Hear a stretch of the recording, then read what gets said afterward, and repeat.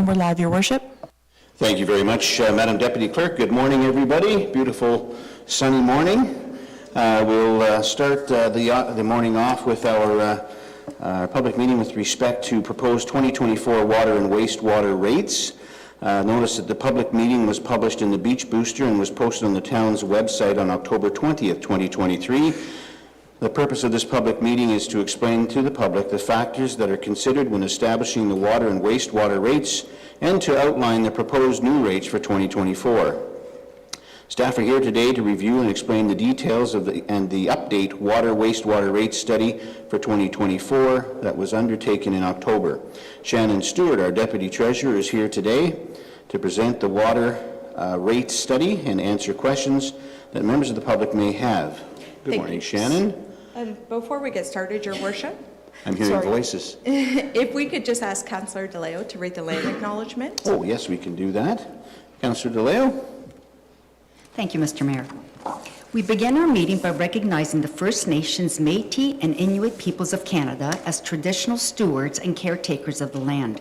We acknowledge that the town of Wasaga Beach is located within the boundaries of Treaty 18, the traditional lands of the Anishinaabe, Haudenosaunee, Tionontadi, Wendat, and is the home of many First Nations, Métis, and Inuit peoples as part of an intricate nationhood that reaches across Turtle Island.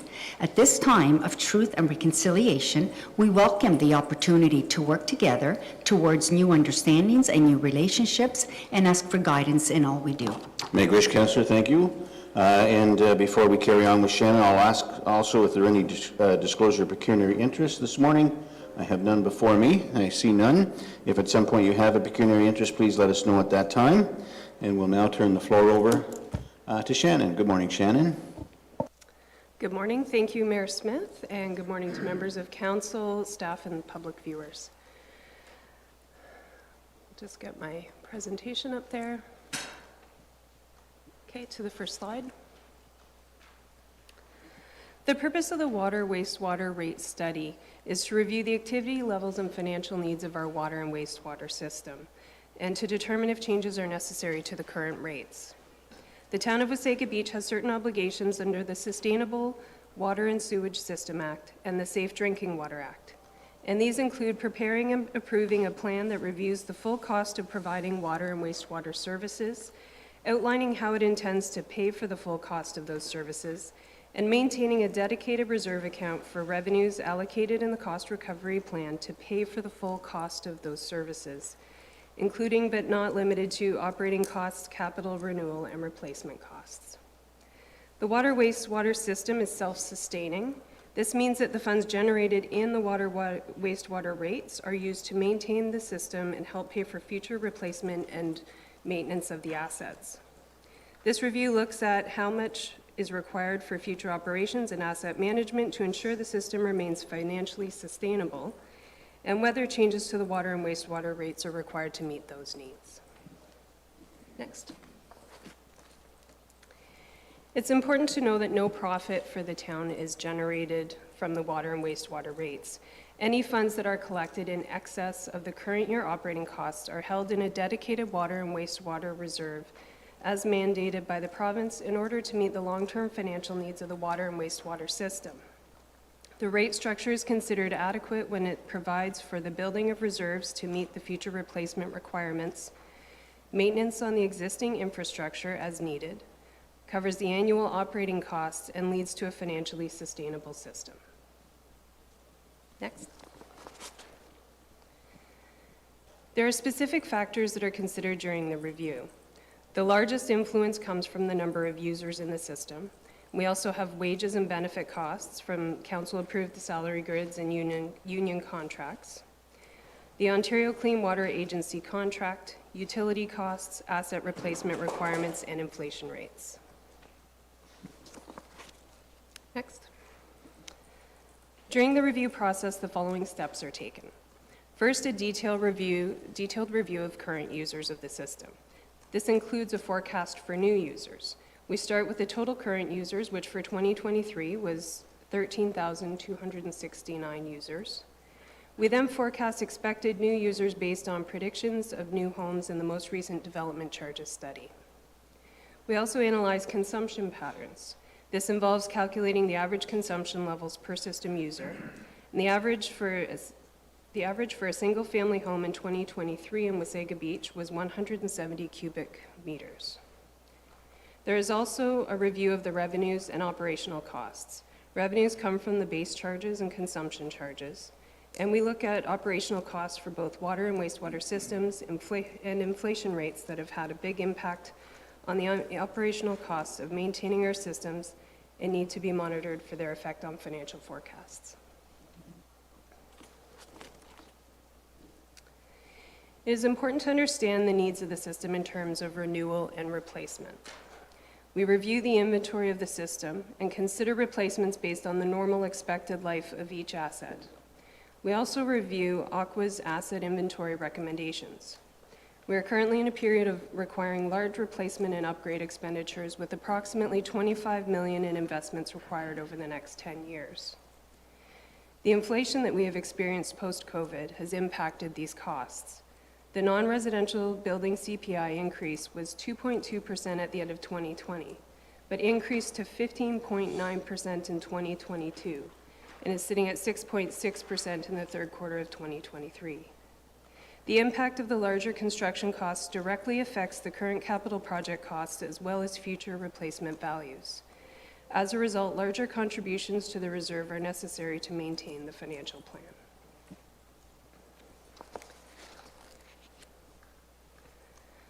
Finally, within the steps of the review, using the rates calculated in the asset replacement requirements, we forecast the reserves required to meet our system needs. For 2024, our proposed rate increases are 4% for the water base and consumption rates and 8.25% for the wastewater base and consumption rates. And the rate increases are proposed to take effect January 1st, 2024. The proposed increase will provide for maintenance costs, compensate for expected increased costs over the next 10-year period. Our community has experienced a lot of new development resulting in larger infrastructure to operate and maintain. This will have a big effect on our operating costs. This will assist with building reserves for future renewal and replacement needs. Our existing infrastructure is aging and will require significant investments in the next 10 years and beyond. This increase is needed if we're going to be able to meet these needs. We also have to consider the possible effects of Bill 23, More Homes Built Faster. This bill will affect the timing and amount of DC receipts that may result in some new infrastructure needing to be funded by reserves rather than development charges. This will also help us to meet our legislative responsibility to operate a financially sustainable system. This chart provides a comparison between the town's proposed 2024 rates and our comparators' 2023 rates. For a full year of usage, Collingwood is $392.04 higher than the town's proposed rate. Clearview is $413.43 higher. Penetanguishene is $488.66 higher. Our proposed rates, even with the increases, are substantially below the rates of our comparators. Discussion with other municipalities shows that many are also looking at high increases in this year and in the coming years. For example, Penetanguishene is proposing a 4.5% water increase and 8% wastewater increase for 2024.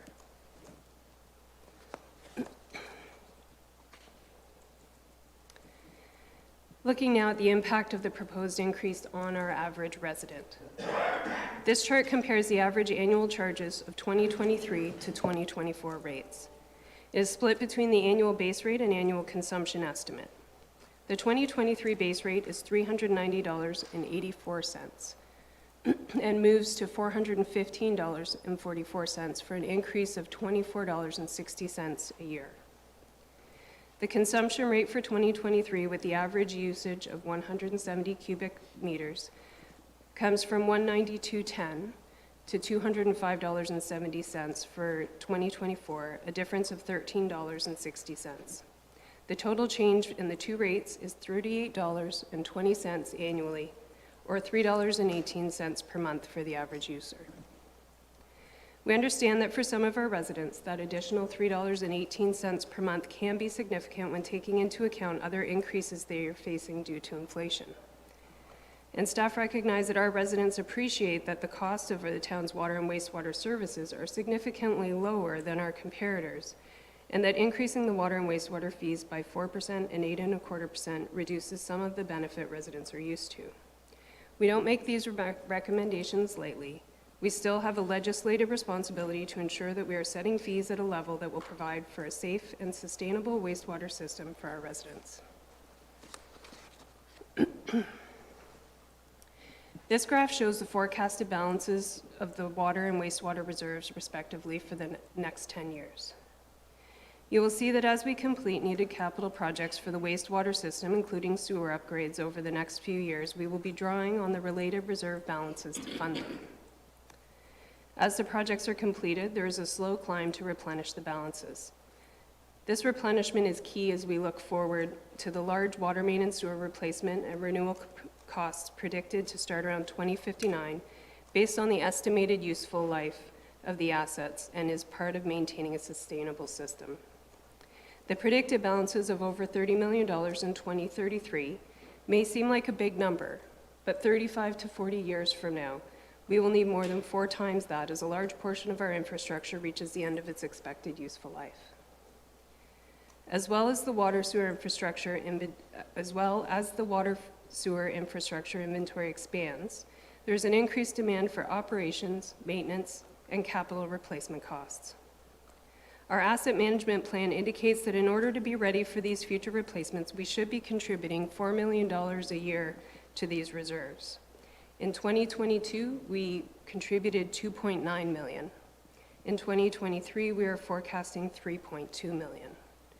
The recommended rate increases will help to address this gap identified by the asset management plan and put us into a financially sustainable position. These last 3 slides show the residential rates, non-residential rates, lifestyle condominium, and flat rate construction charges with the new increases. Starting with this slide are the residential rates. The monthly base charge for a single-family residence is $15.54 for water and $19.08 for wastewater. The consumption rates per cubic meter are 46 cents for water and 75 cents for wastewater. For the non-residential rates for the 3/4-inch size service, the monthly base charges are $15.54 for water and $19.08 for the wastewater. The consumption rates per cubic meter are 46 cents for water and 75 cents for wastewater.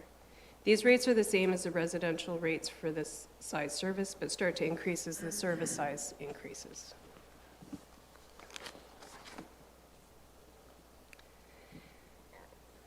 This slide shows the lifestyle condominium rates and the flat rate construction rate charges.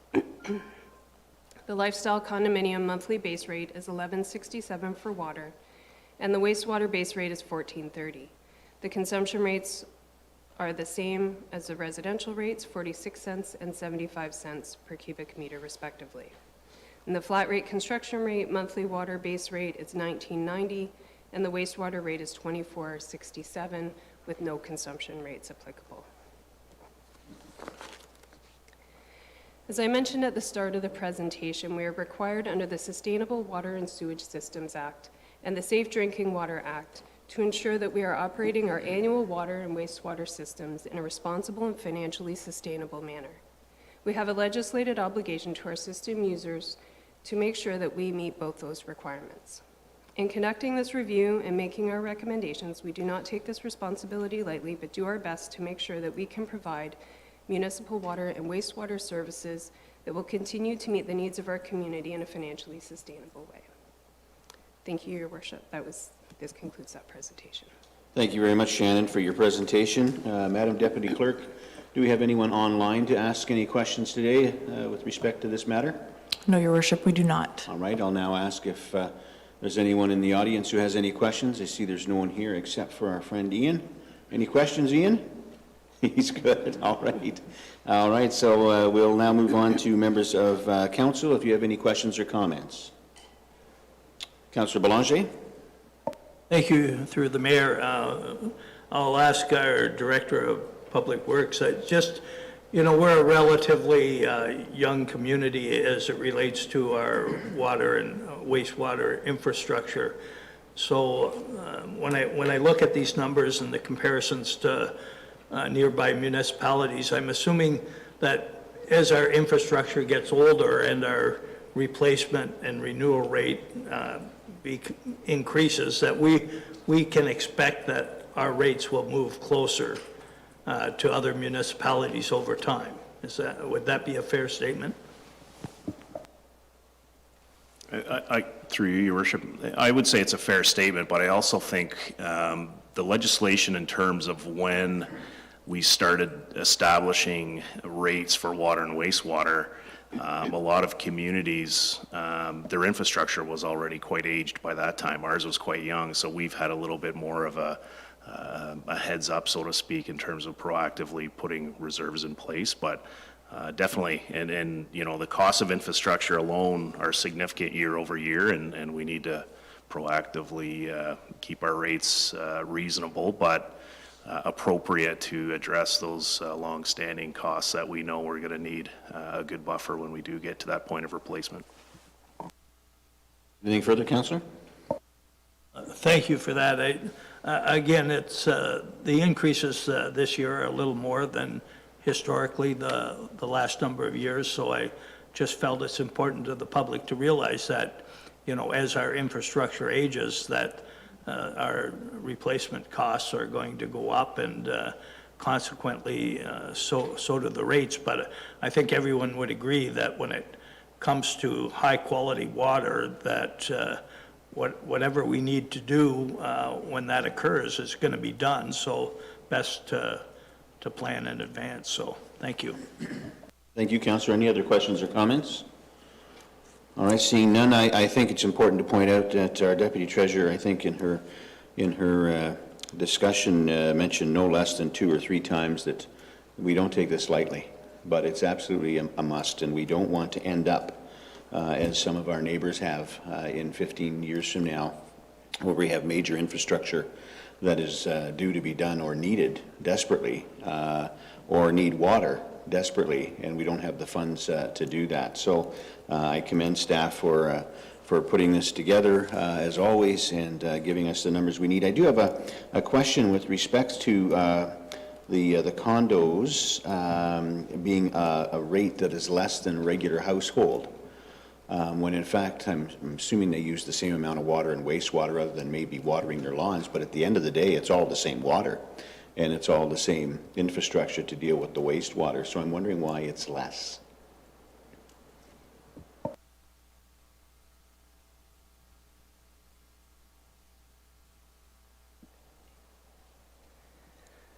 So, Your Worship, this is how the fees have been set up for quite a while, and I'm not sure the specific reasons of why this was originally set as lower than the others, so I would like to get back to council on that. Thank you, Shannon. So I think it's an important factor. I mean, we have, and we will continue as we move forward with developments in our beachfront, where we're going to have more of these types of dwellings that, I mean, if they're water's water, and poop is poop. So we deal with it all in the same way, in the same manner. So I think if we need these dollars and we need to increase the amounts we're collecting up to upwards of $4 million a year, then I think this might be a fair and equitable way for the citizens who are paying higher rates already. So something maybe we should look at for next year at the very latest.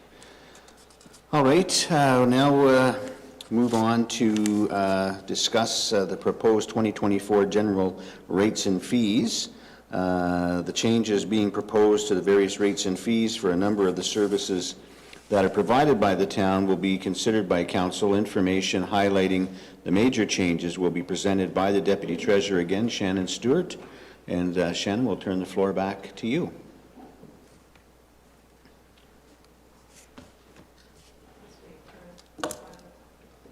Just wait for the file to come up here.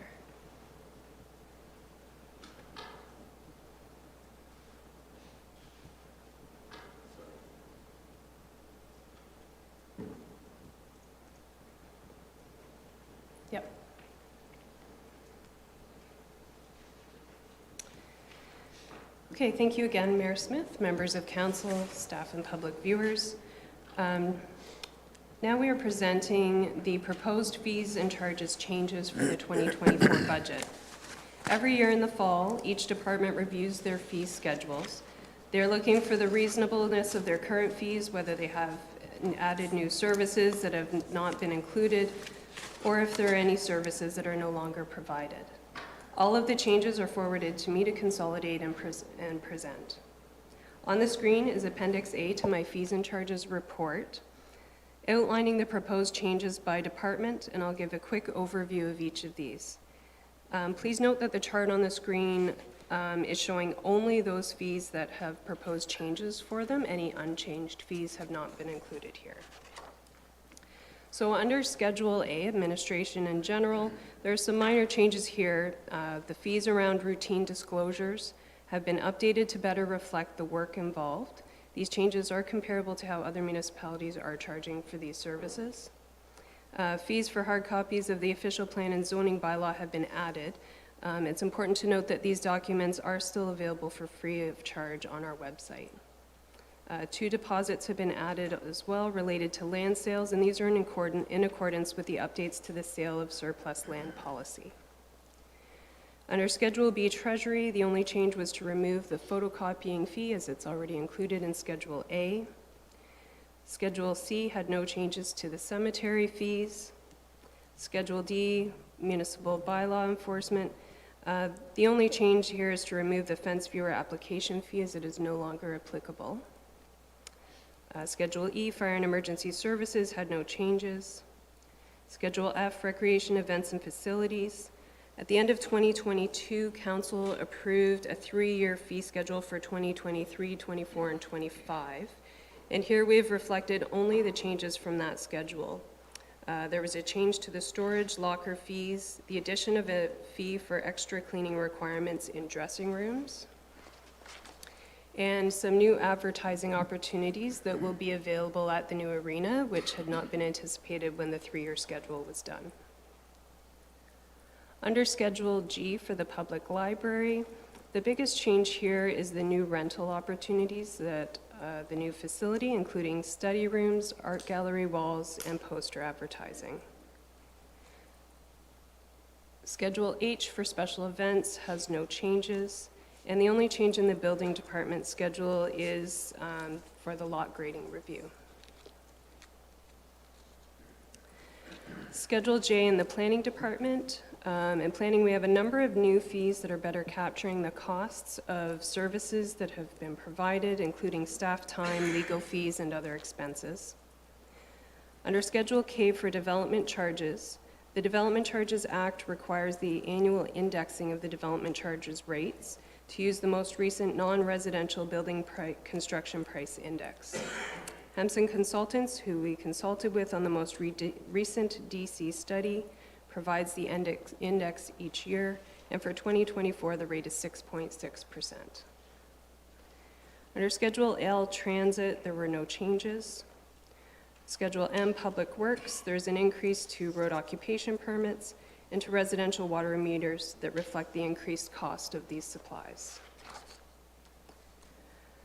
Schedule N, I've already presented a review of the most recent wastewater study.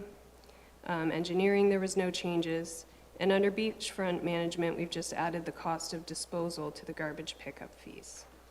And that covers all of the changes to the fees and charges schedule and concludes this presentation. Thank you again, Shannon. Madam Clerk, do we have anyone online with any questions with respect to this matter? No, we do not, Your Worship. All right, and again, we have no one here. And Ian, you have no questions? All right, Ian still has no questions. All right, thank you for your presentation. We'll now look to members of council for questions or comments. Councillor Timms. Thank you, Your Worship. My question is for planning.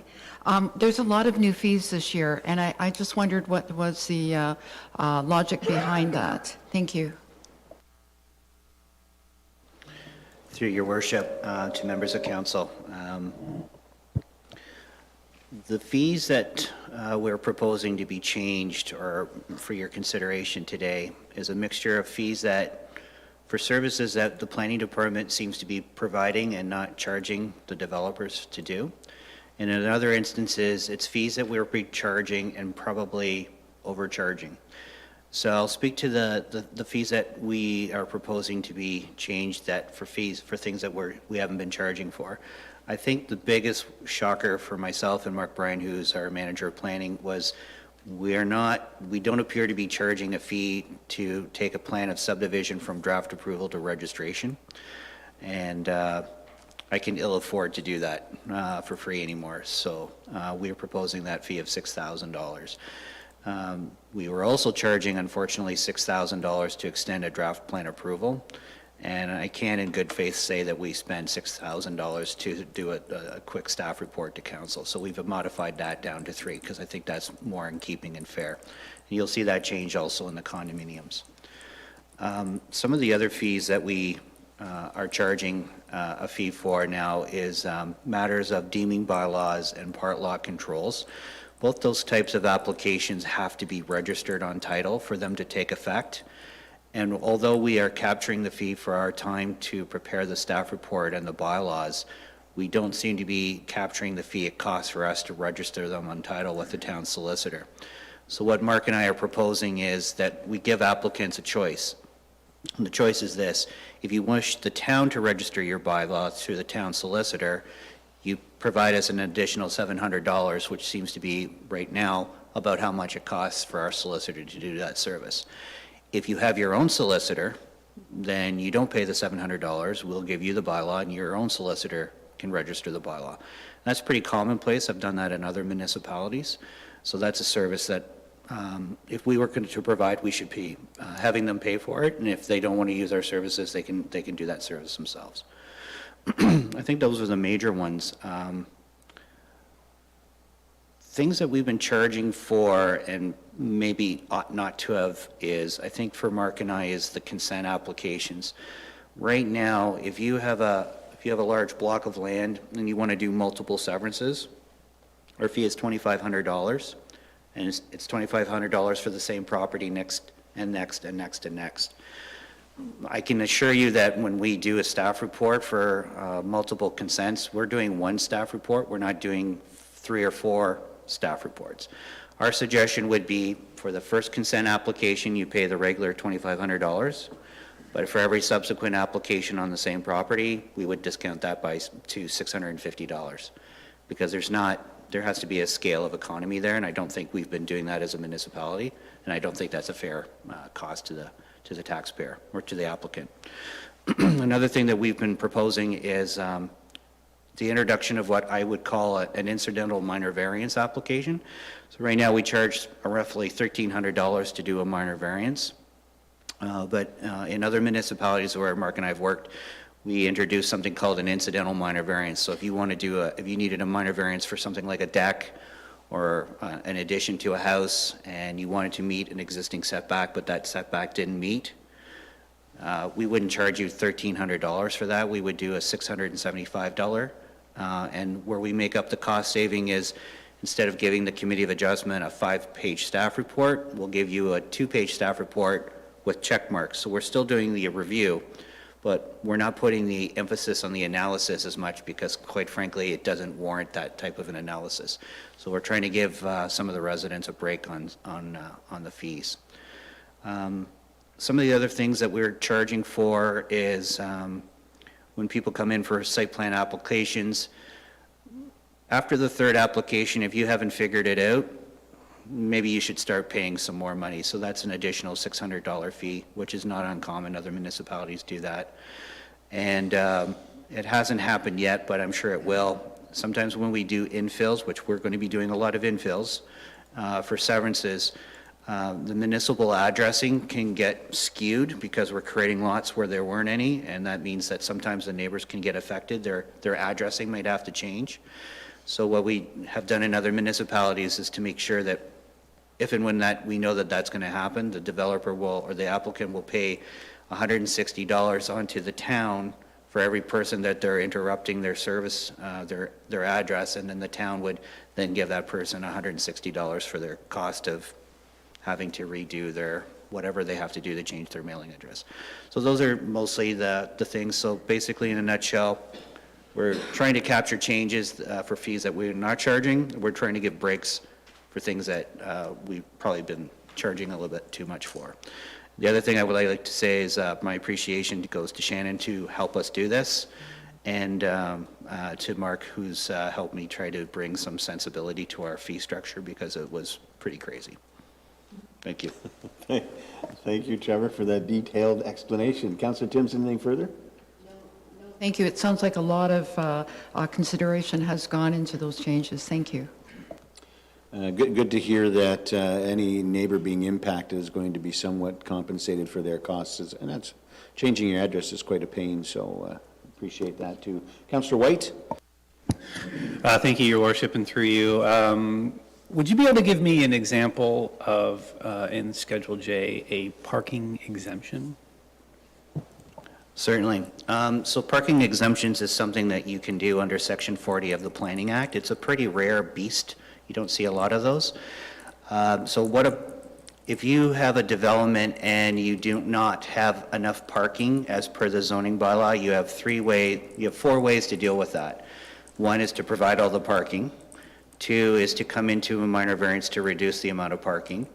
3 is, if it's not minor, you can do a zoning amendment. But number 4 is the option that a developer or a proponent can come to council and ask for an exemption for parking. And generally what that does is that council has the ability to either waive the parking that's required in whole or in part, and you can also have the ability to pay for the parking spaces. My understanding, and I wasn't around for it, I might go to my other colleagues here, that I think the parking exemption came to, I don't know if I think it was the previous council, and I think we've set the fee for how much a parking space might be if council was going to charge for that, which is great, but I have to process that application, and if I have to process that application and do a report to council, I want to charge a fee for that staff report, so that's the $12.75. Thank you, Your Worship. We did see an application for a multi-unit property here in the beach for, I think they were looking for 6 units, but 2 of those units would not have any parking at all. Would that be a place where you would see this type of exemption? Certainly. So there's some discretion there. So if it's a reduction of from 6 to 2 parking spaces, we could probably do that through a minor variance or a zoning amendment. I think when we're getting into, I'll give you an example, like a downtown core scenario where you have a parking bylaw that would require 100 parking spaces and they can only provide 60, then that would be an example where you might want to do a parking exemption. Thank you again, Trevor. Mr. CAO, do you have a comment? Yeah, through you, Mr. Mayor. I just wanted to add additional information. Cash in lieu of parking is a tool that the town has not used a lot to date. It's likely going to be a tool that we'll use in the future. Bigger cities, Wasaga, Toronto, Brampton, this is a daily occurrence. And it's well-established urban places where someone comes in and changes the use. Maybe it was a dry cleaner that they've converted to a restaurant, has different parking standards, but you don't have the physical space to actually accommodate the additional parking. So you'll take a cash contribution, and the idea is that the municipality will establish a pool of money. They'll have a parking reserve, and that over time, as the needs grow, that money could be used to help create a parking structure or some other parking alternative. So it's a tool that is well used, but a little closer to Toronto. It will become more useful here as we age. Thank you, Mr. CAO. Councillor Belanger, and then we'll go back to Councillor Timms. Thank you, through the mayor. Obviously, it's preferred that the users pay the fees and that we cover our costs and it doesn't go to the general taxpayer. But when you forecast all of these changes, would you indicate that we're in a better position than we are today in the actual revenue we collect? Because, you've obviously done reductions and new fees, so I'm sort of saying that is the end result a benefit to our cost recovery? Through your worship, it's difficult for us to presume, but yes, we did try to do that. When Mark and I were sitting down and we were thinking about how many infill lots do we get and what's the impact if we discount lot number 2, number 3, yes, there might be a reduction, but because we have so many of these types of applications, we're probably going to see a net, it's a projection, without the data, we haven't got a lot of data, but the assumption is that by doing this, we shouldn't be, we shouldn't be putting it onto the taxpayer as a result of these ideas. And again, the example of the incidental minor variance, yes, we're charging less money, but we're going to be spending less town time to do the staff report. So we're trying to keep everything on an even keel and give everybody a break too. Thank you, Your Worship. I don't really have anything new to add because the CAO went directly where I was going to go with the cash in lieu of parking. I'm very familiar with that from my old career where, that scenario, dry cleaner becomes a restaurant and where do people park? But I did want to ask if we should perhaps think about this now and plan for where that $1,275 will go if it does become collected. Did you want to respond to that, Mr. CAO? Through you, Mr. Mayor, we can work with the treasurer. I'm not sure if you already have a reserve established. I would assume you would. Through your worship, yes, we do have a reserve established and the cash in lieu does go to that reserve. Thank you. All right, no other questions or comments? Seeing none, then we will say that this meeting is adjourned. Sorry? Hi. Sorry, Your Worship, if we could just approve the agenda. I know that's a little backwards and that's my error. Oh, yes. And the motion in 4.1, please. Thank you very much, Madam Clerk. So 3.1, resolve that the contents of the agenda November 16, 2023 special council meeting be approved as circulated. Questions or comments? Mover or seconder, please. Councillor White, Deputy Mayor Snell, all in favor? That motion carries unanimously. And then item number 4.1, recommended that the report titled 2024 Fees and Charges to the special council meeting of November 16, 2023 be received, and that the appropriate bylaw to implement the fee increases be considered by council in the November 30th, 2023 following this public consultation. Do we have a mover and a seconder, or questions or comments first? And seeing none. Mover and a seconder, Councillor Timms, Councillor DeLeo, all in favor? That motion carries unanimously. And we'll now have item number 5.1, that the bylaw to confirm the proceedings of the special council meeting of November 16, 2023 be received and deemed to have been read a first, second, and third time, passed and numbered number 2023-108. Questions or comments? Mover and a seconder, Councillor Eagle, Councillor White, all in favor? And that motion carries unanimously. And now, this meeting is adjourned. All right, we are going to move on to our special council meeting, which is to start at 10 o'clock. So I'll look to the clerk. Should we wait till 10 o'clock, or can we move forward now? Thank you, Your Worship. It would be appropriate to start right at 10. All right, then. We'll take a 20-minute break and be back for 10 o'clock.